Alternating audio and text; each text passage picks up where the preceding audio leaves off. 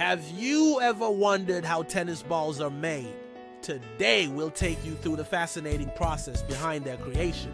It all starts with a blend of natural and synthetic rubber. These materials are mixed with special chemicals to achieve the perfect elasticity and durability. The rubber is then heated and molded into half spheres.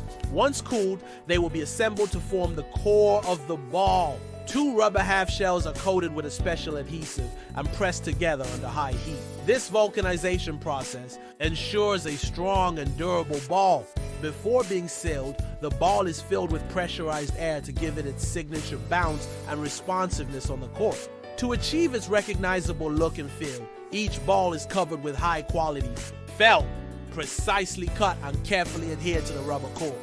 Before leaving the factory, each ball undergoes strict testing to ensure its bounce, durability, and consistency meet professional standards. Finally, the balls are packaged and shipped worldwide, ready for players of all skill levels to enjoy. Behind every tennis ball is a meticulous process of craftsmanship and precision. The next time you play, you'll know the journey your ball has taken to get to the court.